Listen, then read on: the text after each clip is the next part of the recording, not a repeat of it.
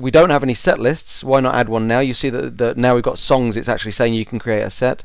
So let's add a set first off. And what happens in your set list? The web's just decided to go a little bit slow. There we go. Here's your songs that you created earlier on, and they're on bits of gaffer tape, so you can move them around and stick them and do all those things. And you'll see what's displaying on the tape is the display name you created, not the song name. And that's why there's difference here, because what you're doing here is building your set list.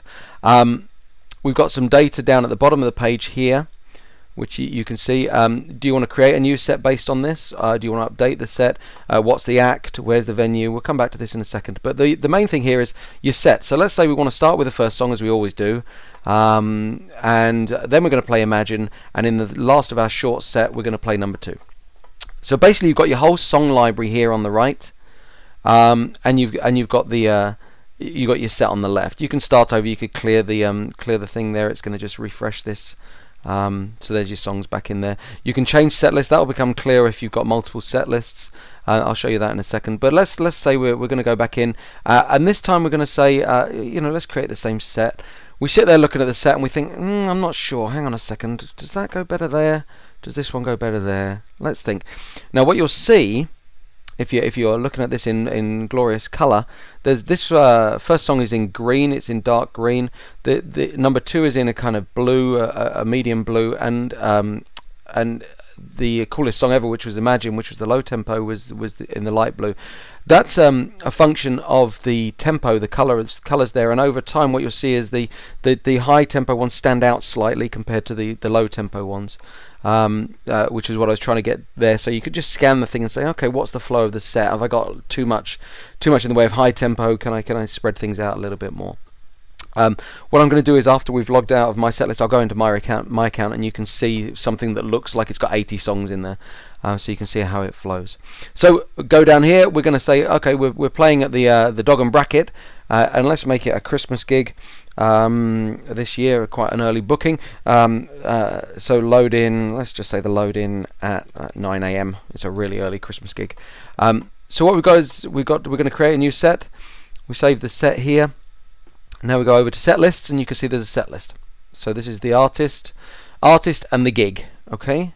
If we go back to the venues now, what you'll see, I mentioned this earlier on, you'll see that at the Dog and Bracket we've got a set list, and what you'll see is a list of your set list at that venue. So what that allows you to do is go and say, okay, the last time we played the Dog and Bracket, what did we play, and how do we want to change it? Now the good thing is, what you can do is from here is click an existing set list, and there it is with the songs in there. Now you'd have all your other songs in the library here.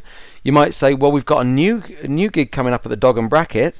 I want to use this set list, but I don't want to play number 2 this time. So what we're going to do is create a new set based on this one. It's at the Dog and Bracket, but this one's going to happen. Let's say they booked us on the 10th of October 2012, and they gave us some latitude and said it was an 11 AM load in. So now we're going to save this set, but what we're doing is creating a new set based on this. And we've got 2 sets now. If we go to the venue, the Dog and Bracket, what we can see over in the Dog and Bracket venue is there's the 2 sets, and you can see they're ordered, so the first one is here. So we can look very quickly and say, when did we play there, what did we play, and how did we make out with the smelly bathroom. So hopefully this has given you a sense of it. It's quite easy. You can build a set, create one, update it. Let's just go and update one of these sets.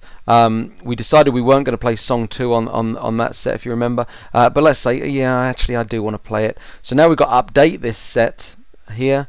We're going to save the set because nothing else has changed around it, and we're back to the venues.